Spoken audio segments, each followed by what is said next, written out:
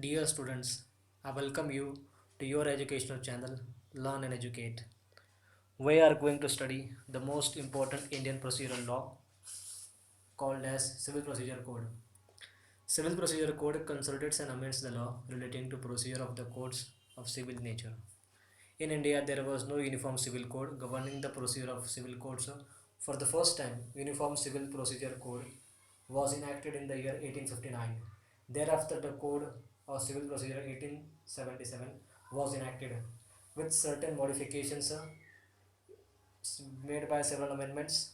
A CPC was introduced in 1908 as a final in nature.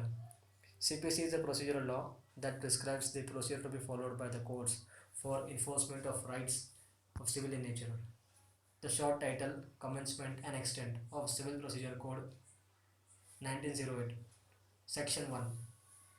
Section 1, Clause 1. This act may be cited as the Code of Civil Procedure 1908. Clause 2. It shall come into force on the first day of January 1909. Clause 3. It extends to the whole of India except there are two exceptions. Subclause A to the state of Jammu and Kashmir. Subclause B the state of Nagaland and tribal areas.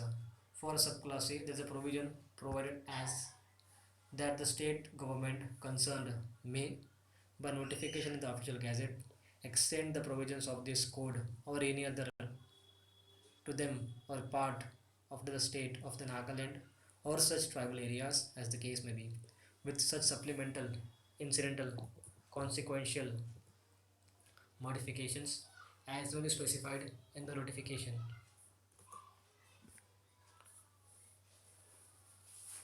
The commencement, then extent, section 1, subclause, clause 4. In relation to the Amidavi Islands and the East Godavari, West Godavari, and Vishakhapatnam agencies in the state of Andhra Pradesh and the Union Territory of the Lakshadweep, the application of this code shall be without prejudice to the application of any rules, regulations for the time being in force in such islands, agency, or such other union territory as the case may be relating to the application of this code. Then we will head towards the definition. Definitions under Code of Civil Procedure 1908, Section 2, Clause 1. Code includes rules. There are orders and under which rules have been given for the easement of the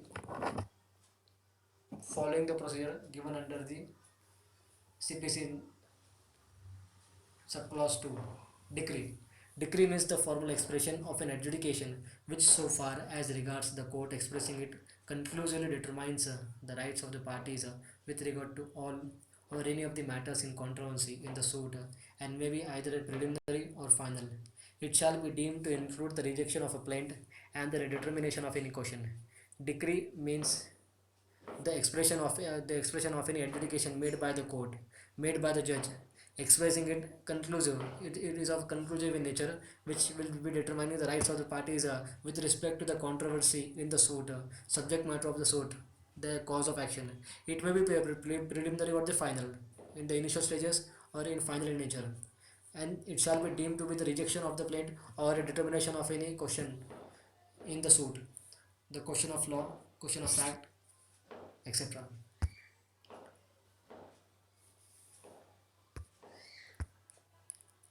Within subsection 144, but it shall not include the following, which means that decree will not include any of the following. That is, first, any adjudication from which an appeal lies as an appeal from an order, or B, any order of dismissal for default. Thus, decree means the formal expression of adjudication made by the court expressing it is conclusively determining the rights of the parties with regard to all or any of the matters in the controversy. It may be when given in the plaint by the plaintiff, it may give its a decision related to one aspect or another or all of the aspects. It may be either introductory, preliminary, or final in nature. It shall deemed to be the rejection of the plaint or or that by determining any question of law or question of facts. It will not include any adjudication from which an appeal lies, as an appeal from an order or any order of dismissal for default. Section 2, Clause 3, decree holder means any person in whose favor a decree has been passed or an order capable of execution has been made. The person in whose favor the decree has been passed is called as a decree holder because he is capable of executing it. The decree declared by the court expressing the rights of parties. Thus, the decree holder have the right of executing his rights with regard to controversy in a suit, and it is final in nature. Section 2, Clause 4, District. District means the local limit of the jurisdiction of a principal civil court of original jurisdiction, now from now onwards called as district court.